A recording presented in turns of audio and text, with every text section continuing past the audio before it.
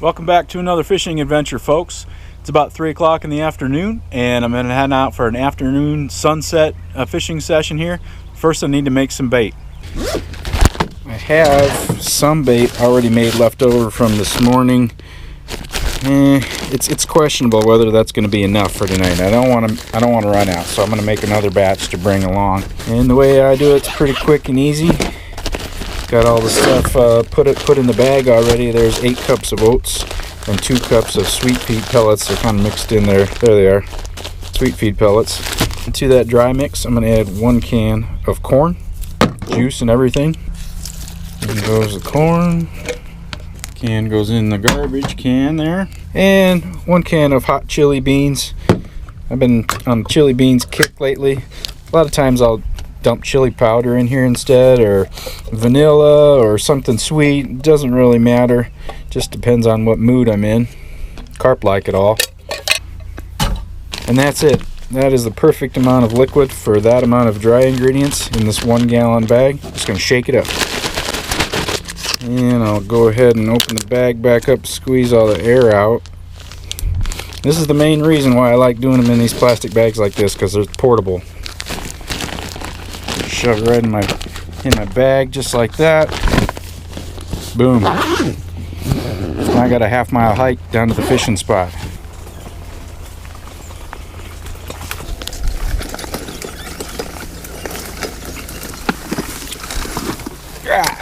Stuck.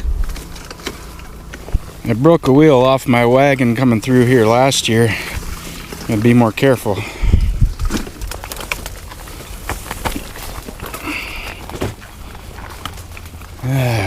There we go.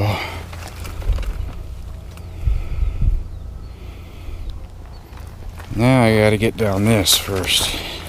I did this yesterday, so I know it can be done.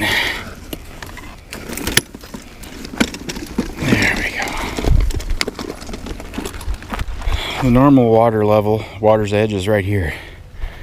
It's really low this year. I fished this spot last night from like 4 o'clock to 8 o'clock. Didn't get a bite until the last hour of daylight. Yeah, there's my whole bank stick hole from last night. I'll just reuse it. Perfect. If you like these bank sticks and these rod holders, click on the Walmart storefront in the description. You can find them there. These metal fishing bells, I buy them on eBay. Links to all my fishing gear, rods, reels, line, hooks, rigs, all that stuff, sinkers, it's in the description. Actually, I think the only thing here that's not in the description is this bag. I don't know, I bought it at Big Carp Tackle. It was expensive. It's a fancy bag. It was on clearance. I don't even know what brand it is. Sonic. It's a sweet bag. It's got padded stuff. I don't know, you have to search for it. The hook bait for tonight's session is going to be vanilla flavored tiger nuts. Just want to clarify for anybody who's not quite sure, because I have seen people mention it in comments and things. Tiger nuts do not float. They are a bottom bait, just like corn and other things that lay on the bottom. They do not float. I'm not a big fan of floating baits for carp. You know, they feed on the bottom, and I don't know, just the thing about having a bait just kind of magically floating like an inch above the bottom just seems really unnatural, and just doesn't appeal to me. Pair that with the fact that I have tried them quite a few times and have not had very good luck with pop-ups or any kind of buoyant hook bait. And carp definitely will eat a floating bait. They will eat a bait somewhere in the middle of the water column, you know, a zig rig or anything under a bobber. They'll eat that stuff, but they spend 95% of their time feeding off the bottom, so that's where the best odds are. And since they feed 95% on the bottom, that 5% would be examples when there's like a thermocline in a lake where the bottom has no oxygenated water, and so they're hanging out mid-depth. That happens for you know, a little bit of the year, and not every water body has that. But it's May 4th. It's too early to start talking about thermoclines yet. I'll talk about that in a month or two. But if not bottom baits, I bet I would say wafters is probably a good all-around choice too, because that basically stays on the bottom, but it's just so neutrally buoyant that it gets really easily sucked up into the fish's mouth. And this is really shallow right here by the water's edge. It just really slowly goes out, and 10 feet out there, it's still only 6 inches deep. So I'm gonna need boots to walk out there. I'm not gonna be able to land a 30-pound carp in 6 inches of water. So let's see if I can get some water in my bucket though without putting my boots on. Yeah, that'll work. Great water quality at this lake. Temperature is about 60 degrees. I measured it this morning at my earlier session. As I mentioned before, this is pack bait left over from my morning session. It's the exact same recipe as that I showed you on the tailgate there. The oats and sweet feed and corn and beans. This oats pack bait here, when you first mix it up, it takes about 10 or 15 minutes to set up. I do see comments semi-frequently of people saying that the bait just flies off when they copy my recipe, and it sounds like they're probably just not waiting long enough. This is not an instant bait. You gotta let it set up. The oats need about 10 minutes to absorb some of the liquid and become sticky. Last night when I fished this spot, I experimented with different depths and distances and ended up settling on closer rather than farther, and shallower rather than deeper. I'm going to be fishing about 25-30 yards off the bank here in about 8 to 10 feet of water.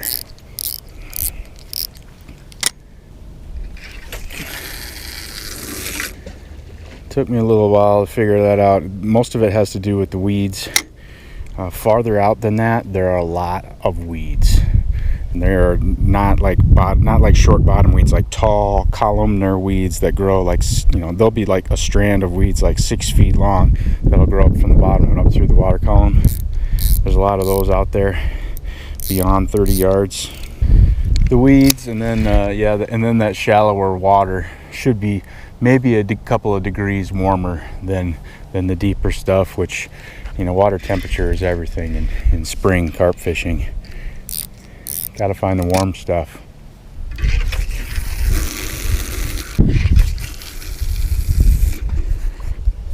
Good. Nice hard thud when it hits the bottom. That's what I'm looking for. A soft landing tells me that it probably landed on some weeds, but nice hard thud means it just stunk. Free fall all the way to the bottom. Last night the bite didn't start till sunset, but we got drastically different weather today. It's 20 degrees cooler today than it was yesterday afternoon, so big difference. Had rain last night. Big difference. I don't know, I would think that the bite would be sooner rather than later today because of that.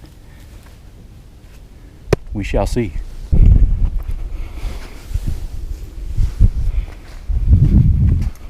That's assuming there's going to be a bite, of course. Of course, if you're watching this, then I don't know, something happened, I guess. I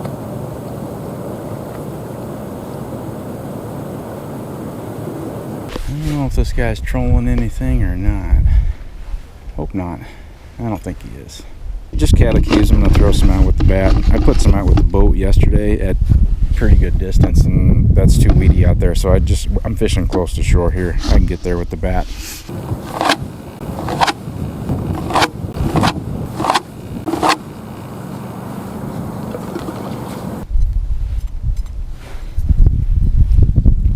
That's some sharp stuff. So much glass on this beach, and I don't know why. Well, of course I know why. I don't know, that's a stupid question.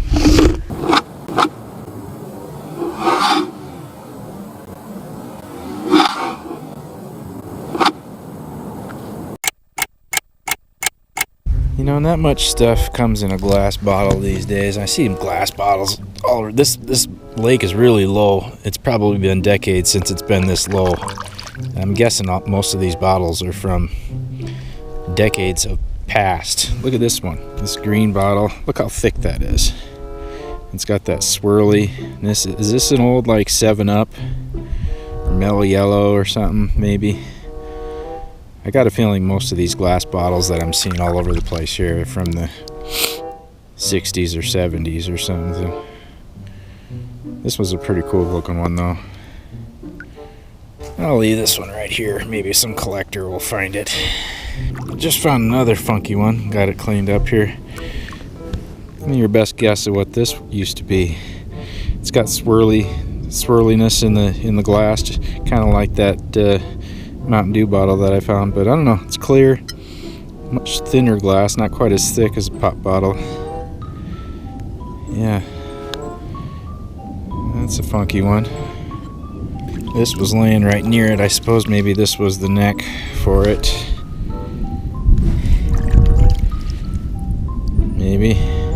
Yeah, I'm seeing a lot of old, decades-old beer cans too. This is a Hamm's beer with the pull tab stuff. No doubt this is from decades past. All this stuff is exposed. The water is much lower than normal, so maybe this is the last time the water was this low was many decades ago. Here's a brown bottle. Yeah, I don't know about that. That one doesn't look that old, but I don't know. Not broken. But look at that sticking up out of the sand there. I mean, I would never walk around. Even with shoes on, this could stab through your shoe. Look at that. That's a bottleneck. That kind of looks like it might have been a flask or a wine bottle or something. What's this? I'll wash this off. Yeah, another thick glass. Most likely a sody pop. We call it pop here in Iowa. I know down south people call it Cokes. Everything's a Coke. It's pop here in the upper Midwest. Yeah, can you tell that the fishing is slow? I'm walking around looking at garbage. There's another one. That's a real thick one.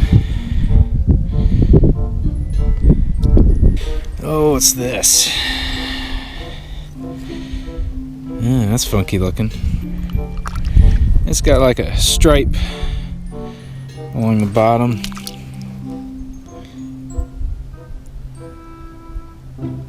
Suppose that might be a 7-Up. I think it says Sundance or Sunny. I don't know. If you're interested in seeing the kind of stuff that I eat on these fishing trips, here's one example. This is a mix of grilled chicken. There's chicken right there. I grill a whole bunch of chicken the day before I leave and chop it up into bite-sized chunks like that. And there's cucumbers in here, diced up cucumbers, diced up bell pepper, and these little tan little balls are garbanzo beans, chickpeas. There's some shredded red cabbage in there and some diced red onion. And there's some of my homemade mustard vinaigrette dressing is on everything. And it's just a mix of pretty healthy meat and vegetables. And then I usually dump a little bit of crunchy something in there. I got a few croutons there just to give it a little salty crunch. I like to eat good, nutritious food when I'm on these fishing trips, so I feel good and have plenty of good energy. I don't get good energy from fast food. Fast food and any restaurant food just doesn't make me feel good. Too much salt, too much fat, too much sugar, and too much money. I just make up a bunch of these little bowls before I leave. This time I brought like 6 or 7 of them, and I just eat 2 a day. 1 for lunch, 1 for dinner, and I got a few snacks too, but these are my main meals. And for dessert, some red grapes. Love these things.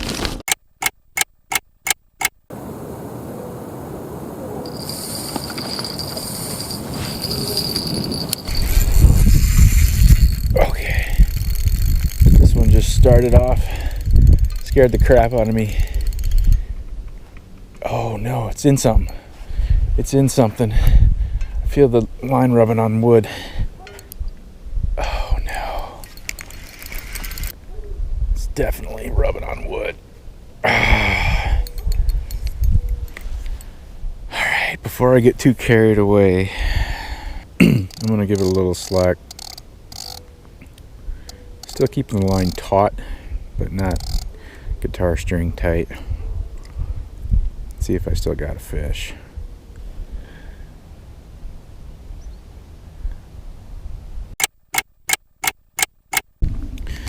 Well, it's been a few minutes. I did give it complete slack and let it sit there. Whatever, it's not taking up the slack. So I'm gonna apply some force here and see what happens.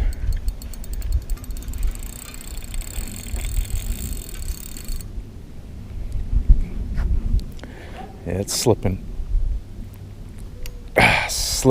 along a log or something.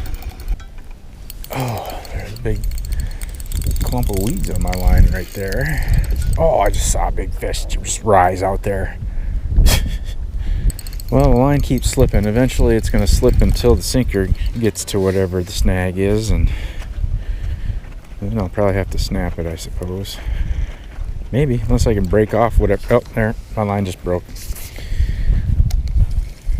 So my bobber stop is way up here. I still got 30-40 feet of line left. My bobber stop got pushed way up there.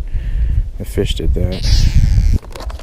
Yeah, that sinker stop was like 20, 25, 30 feet up the line from where the rig was. Yeah. All the line below it's all scuffed up. This is the first bite I've had. It's like 6:30 p.m. so I've been here, what, almost 3 hours. So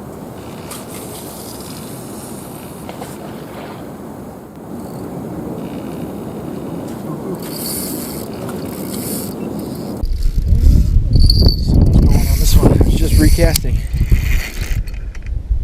Yeah. Okay. Settle down, Tom. Not snagged. Well, maybe I am.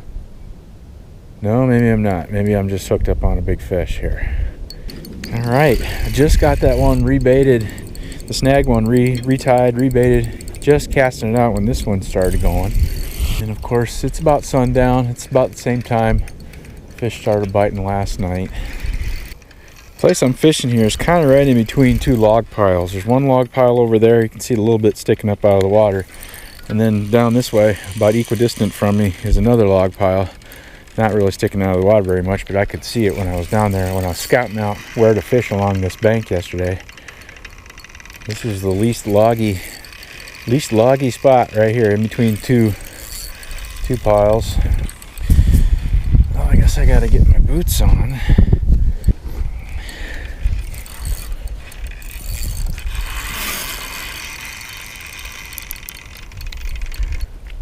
Let's go get him. I see him. It's not a new state record, but it's a good fish. Really sticky mud. Oh, I'm sinking. Hopefully there's still enough daylight left you can get a little bit of underwater footage here. Can you see anything down there?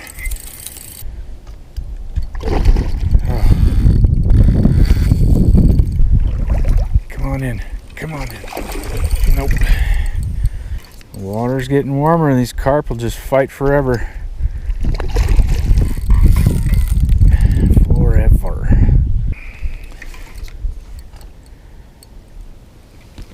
Okay. Thank you.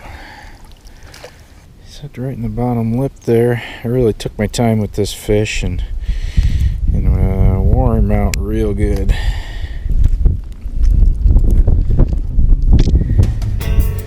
Yeah, first fish of the evening, 13-pound fish.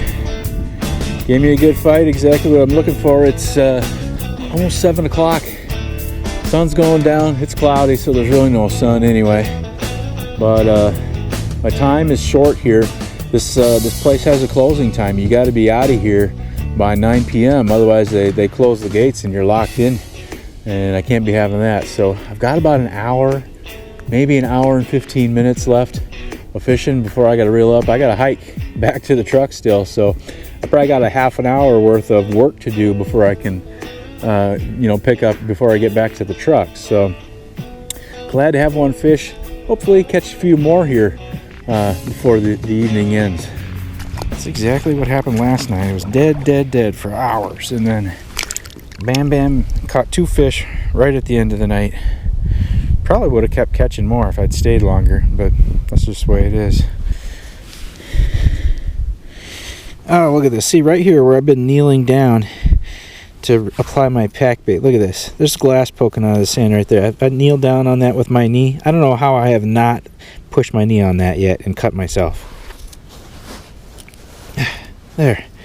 Look at that. How have I not poked my knee on that sharp point that was sticking up out of the sand? This is the bottle top. This is the top of a brown bottle. Get out of here.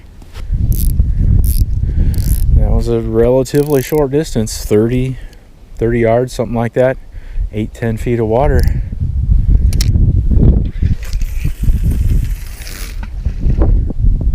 Yeah, thud. Nice, distinct bottom thud there. That's what I want, no weeds. Speaking of weeds, why does it smell like weed everywhere I go? Everywhere. Every hotel I stay at, there's somebody smoking weed out the back by the back door. It's not legal in Iowa, not yet anyway, but definitely become more socially acceptable over the last few years. Yeah, every hotel I've been to this spring is the cigarette smokers in the front, the weed smokers in the back, standing by the doors, front and back.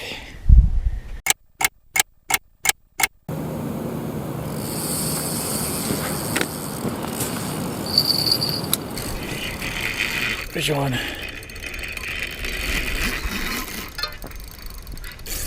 I almost wonder if this fish has been hooked for a little while, because I was getting little taps on this line, but I didn't want to mess with it because I figured it was probably nuisance fish. Maybe it was, maybe it wasn't, but I got him on now.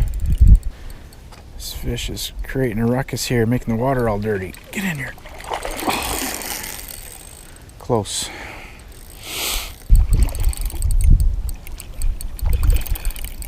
Come on, man. Yes.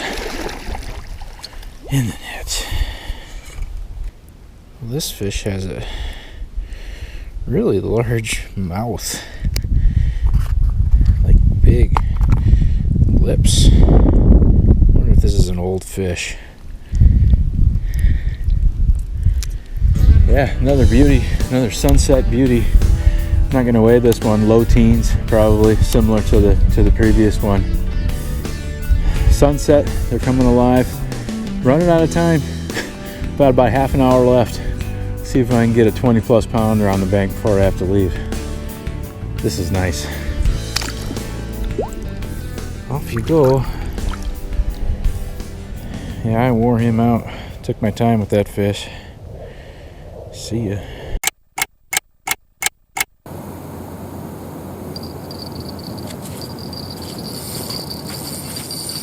Look at that, look at that, look at that.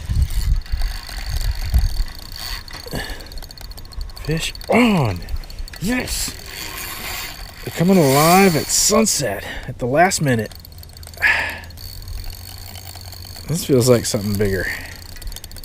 I got those size 2 hooks on all my lines here, so I had some more confidence in being able to really apply the pressure to a fish if they start getting into some weeds or start trying to run for the hills.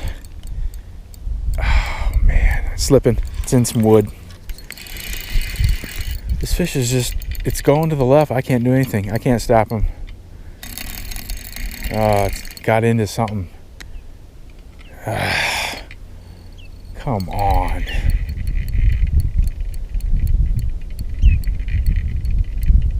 Oh, it's definitely into something.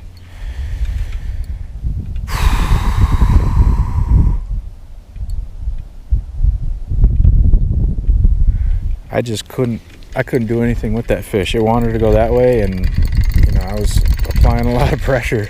I was just talking about how, yes, I'm glad I have these big hooks on here so I can horse these fish, and it still didn't cut it. Well, there's a log out there somewhere. Sure, there's a bunch of them. Oh, it just pulled back. It just pulled back. Go ahead. You want to run a little bit? Go run a little bit. Get that that fishing line unwrapped from whatever it's wrapped on. I thought for sure that the fish was gone already, but it just pulled back. Well, I've sat here for a few minutes and nothing's happened. It's not pulling back. I'm gonna walk down the bank here because it's down there to my left a ways. I'm gonna walk down the bank a ways and see if I can pull at it from maybe a little bit different angle. See if anything different happens here.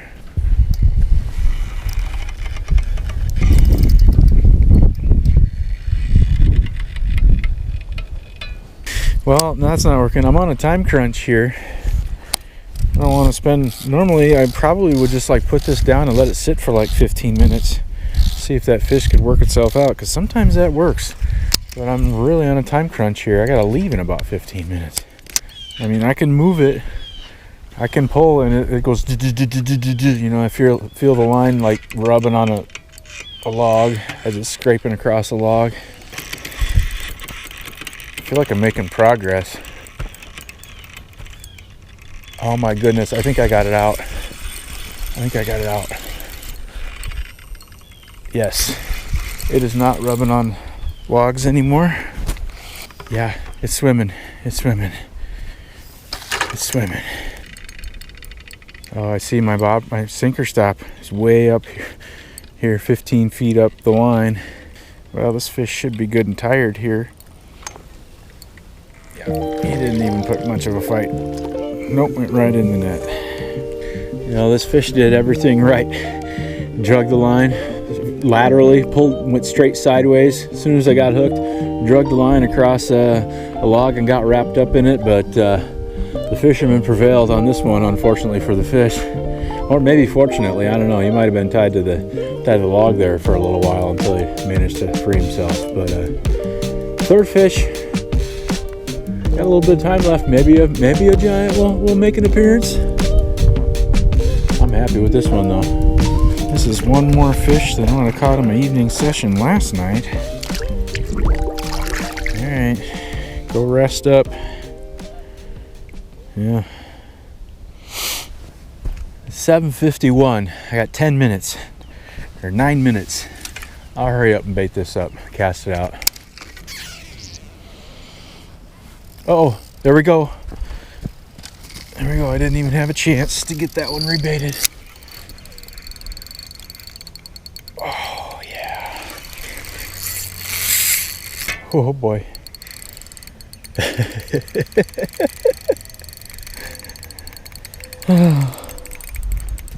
Why does it always have to wait till the last minute?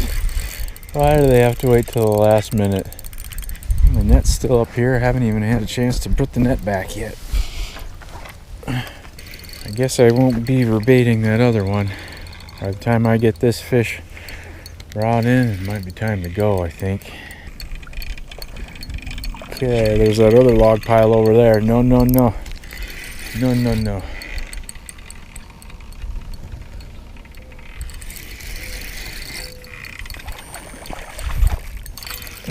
Nope, no, you don't. Got him. That walking backwards is a great way to horse him.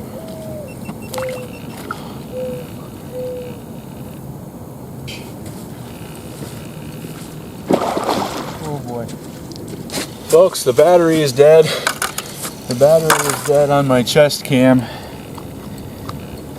I can't risk changing it while I'm fighting this fish. I just caught a glimpse of the tail. This is a much bigger fish.